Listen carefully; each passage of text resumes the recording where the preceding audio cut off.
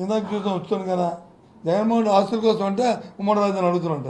ఆస్తులు లేకపోతే ఇప్పుడు ఈ 10 సంవత్సరాలు ఉమ్మడి రాజధాని ఆస్తులకి మా హైదరాబాద్ ఇల్లు ఉంటే ఇల్లు నాకు ఇల్లు హైదరాబాద్ ఇల్లు ఉంది ఉంటే ఆ రాష్ట్రం తీసుకుంటుందా?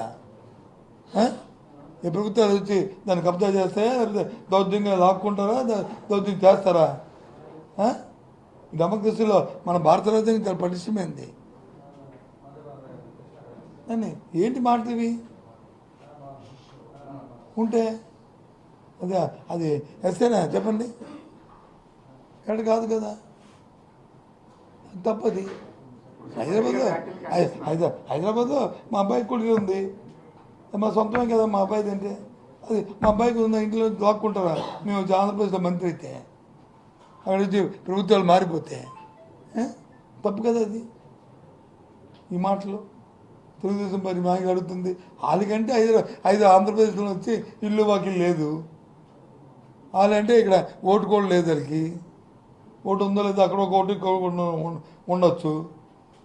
ఆ నాయకులు మాట్లాడతారుగా.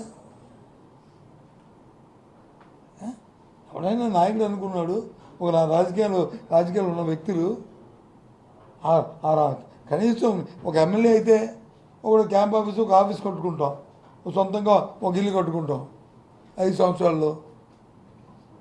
చంద్రబాబు నాయుడు వచ్చి సొంత ఇల్లే లేదే, వాళ్ళు మిత్రపక్షాలకు వచ్చి ఒక ఇల్లే లేదే, ఓ డోర్ నెంబర్ లేదే, డోర్ నెంబర్ లేని వ్యక్తులు వచ్చి ఈ మాట్లాడతారుగా. ఇలాంటి కామెంట్లు చేస్తే చీప్ కామెంట్లు చేస్తారుగా. చెప్పండి ధర్మా, చెప్పండి ఇది. మీరన్నీ అడగాలి కదా, కొన్ని అడగలేదు, మీరు అడగాలి కదండి. ఏమని మీ డోర్ నెంబర్ అని చెప్పండి అని, పక్కింటే డోర్ నెంబర్ చెప్తారు. ఏమండి అక్కడ ఉన్నానని. ఎక్కడ ఇది?